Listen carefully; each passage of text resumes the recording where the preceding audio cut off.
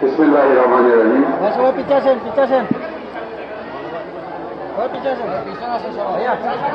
90-এর স্বৈরাচার বিরোধী আন্দোলনে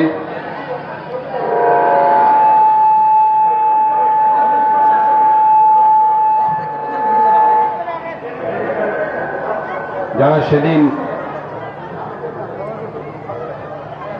রাজপথে স্বৈরাচারী এরশাদ শাহীর বিরুদ্ধে আন্দোলন করতে গিয়ে শহীদ হয়েছিলেন নূর হোসেন, ডাক্তার মিলন, মোজাম্মেল, জিয়াদের স্মরণে বাংলাদেশের ইতিহাসে সর্বপ্রথম যে কলেজটি এই বাঁকুড়িয়ার নয়নাভিরাম পরিবেশে তৎকালীন গণপ্রজাতন্ত্রী বাংলাদেশ সরকারের মাননীয় বন, পরিবেশ, মৎস্য, পশু সম্পদ মন্ত্রী, এই এলাকায় বারবার নির্বাচিত সংসদ সদস্য, বাংলাদেশ জাতীয়তাবাদী দলের ভাইস চেয়ারম্যান, প্রয়াত জননেতা জনাব আব্দুল্লাহ আল নোমান স্মরণে আজকে যে স্মরণ সভাটির আয়োজন করা হয়েছে, সেই স্মরণ সভার সম্মানিত সভাপতি, ওনার এই সুযোগ্য সন্তান, ইস্ট ডেল্টা ইউনিভার্সিটির প্রতিষ্ঠাতা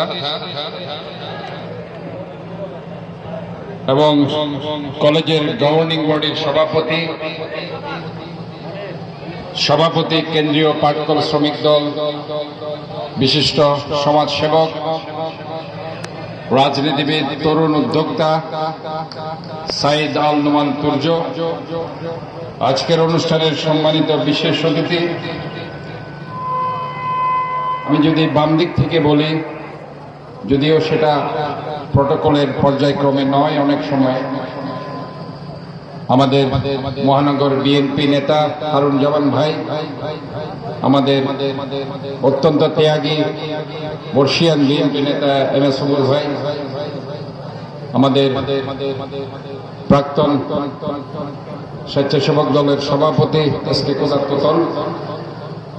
বাংলাদেশ জাতীয়তাবাদী নির্বাহী কমিটির সম্মানিত সদস্য, বিশিষ্ট ইন্ডাস্ট্রিয়ালিস্ট, এমএবি গ্রুপের চেয়ারম্যান জনাব শামসুল আলম, এর পাশে আছেন আমাদের অত্যন্ত শ্রদ্ধেয়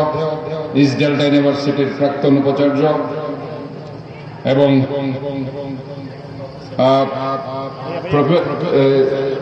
প্রফেসরিয়াল fellow East Delta University professor M Sekandar Khan. আমাদের মধ্যে উপস্থিত আছেন উপাচার্য ইস্ট ডেল্টা ইউনিভার্সিটি জনাব নাজিম উদ্দিন। এরপরে আছেন আমাদের বাংলাদেশ জাতীয়তাবাদী দলের মহানগরের যুগ্ম আহ্বায়ক ইয়াসির চৌধুরী লিটন, মহানগর বিএনপির যুগ্ম